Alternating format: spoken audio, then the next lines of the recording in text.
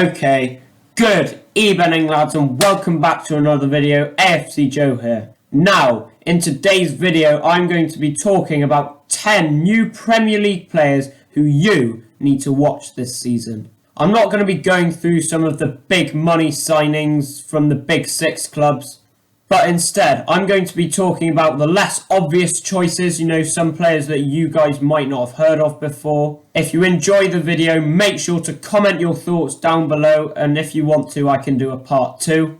And without further ado, let's get into the video. Make sure to smash a like down below, subscribe if you're new, make sure to follow my Twitter, link in the description. Now let's get into the video. Hope you guys enjoy.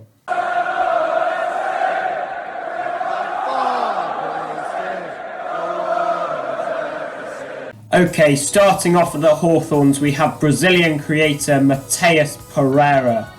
This summer, West Brom have signed him permanently from Sporting Lisbon after a superb season at West Brom in the Championship last season. In the Championship last season, he managed to create 132 chances, beating the likes of Pablo Hernandez, Eberechi Eze and Said Benrahma.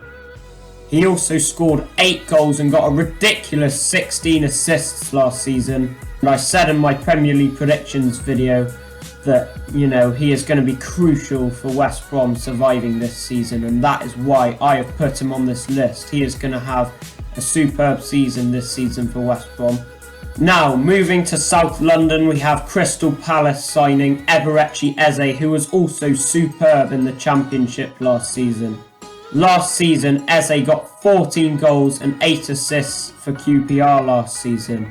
He also managed 90 chances created, a passing accuracy of 86% and 61% dribble success. He looked very lively against Southampton at the weekend, and I think he is going to have a great season this season for Crystal Palace.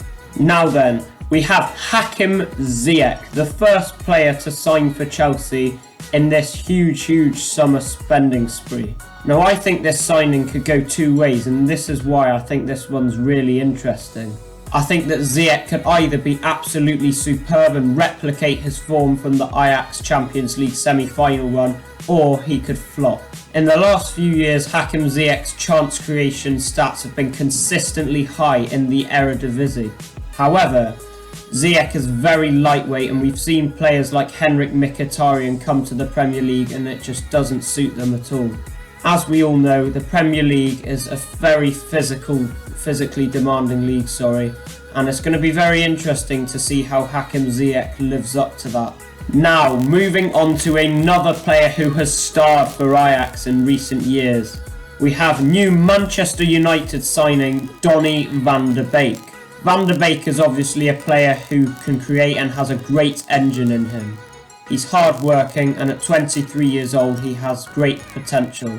I think Van de Beek is a player who everyone should keep an eye on this season. It's going to be interesting to see how he does. I'm not sure he'll start week in week out for Man United, but I do think he will eventually go on to be a top player and a very key player for Man United.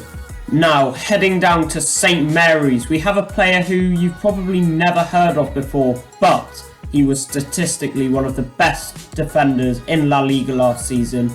We have Mohamed Salisu. At £10 million, I think Mohamed Salisu is an absolute bargain. His clearances stats are good, his passing accuracy is superb, and at 6'4", he's very good in the air. At 21 years of age, he's got lots and lots of potential, and Southampton have got a bargain on their hands here. Now, I had to pick an Arsenal player on this list, and obviously there's only one signing that we've made who hasn't played in the Premier League before, and that is Gabriel Mercado. He was superb against Fulham, he got himself a goal and looked superb on the ball.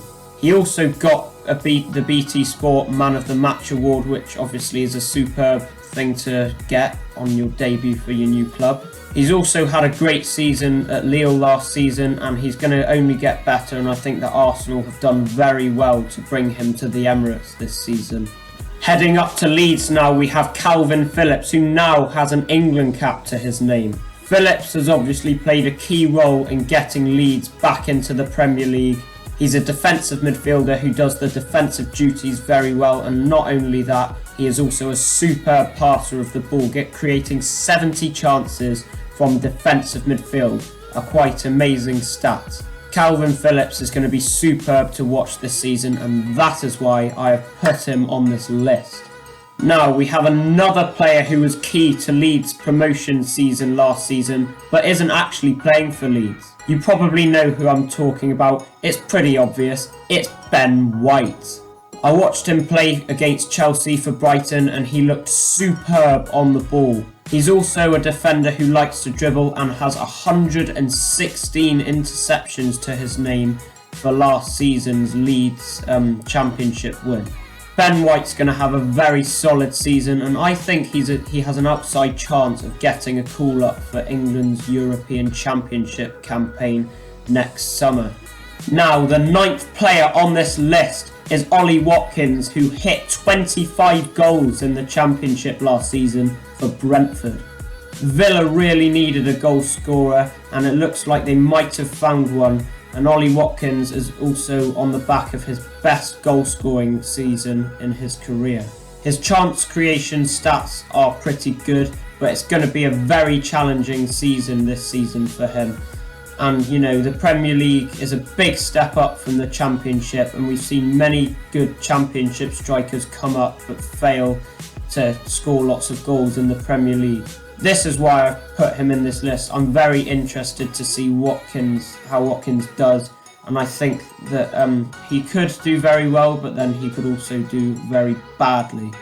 Now, finally, we have a superstar who has joined Everton from Real Madrid. We have James Rodriguez, a star for the Colombian national team and a player who has won some of the biggest prizes in football.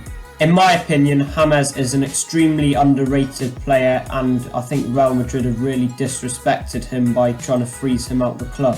James was good for Bayern Munich on his 2-year spell there. He's been good for Colombia, and he's also won the Golden Boot at the 2014 World Cup, obviously, and that's how he got his big money move to Real Madrid. He was looking sharp against Tottenham, obviously, at the weekend in the game that Everton won 1-0, and I think he'll have a great season at Everton with Carlo Ancelotti as the manager. Anyway guys, I hope you have enjoyed today's video. Make sure to stay tuned for more content coming your way, and I'm going to be out now. Have a good one, lads.